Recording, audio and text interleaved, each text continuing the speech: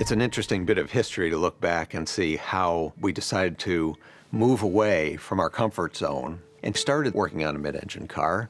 I think a lot of the leadership thought we want to go to mid-engine because it's cool, because the most exotic sports cars in the world were mid-engine, but actually we were doing it because we felt like we were reaching the limit of our performance capability in the architectures that we had, and so we had to do something to move that forward. We put together the compelling arguments why it would make sense to at least study. We ended up presenting to a lot of top leadership to get a critical mass of them on board to say, you know what, these guys might be onto something. When I first heard that they were gonna make the new Corvette mid-engine, really it was a game changer. The easiest way to describe it in a single word would be frightening.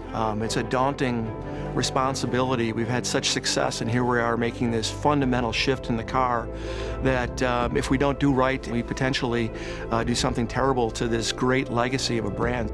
We're bordering on 70 years of this vehicle. So you have this lineage to it that you have to maintain, but you also have to be willing to grow and take it further. From a design standpoint, the vehicle had to be incredibly beautiful, and at the end of the day, when you step back and look at it, it has to say Corvette.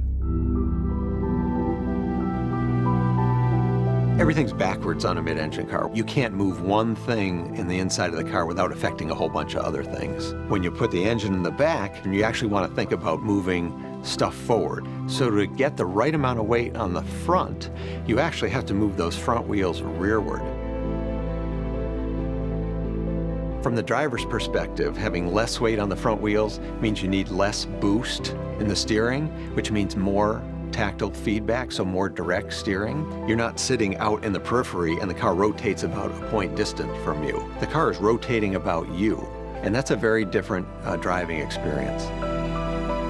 With the mid-engine attributes, you'd have the rear weight bias from the engine for better acceleration, performance, and track times, as well as the low forward cowl for excellent visibility, and the lighter front, which really makes the car fun to drive. That helps for driver confidence. It helps to get the car around the track safer and faster. Corvette prides itself on being a very light, very stiff vehicle. And we, from the beginning, said we want to take the Corvette formula and apply all that goodness to a mid-engine architecture. We didn't want to fall into the trap where the car gets hard to drive. And that's been the problem we've been working to solve for the last 14 years. What we've developed is a car that really delivers that sort of balance between delivering a modern sports car driving experience and yet delivers the comfort, isolation, and the ability to drive the car on almost any road in any weather.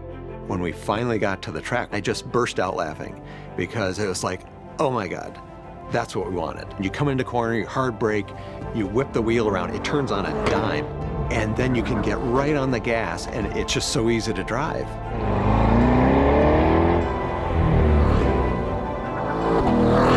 You could write a book about what Corvette means to all different segments of society. Corvette is an emotional driving experience. No matter who you are in life, when you get into a Corvette, you're a superhero.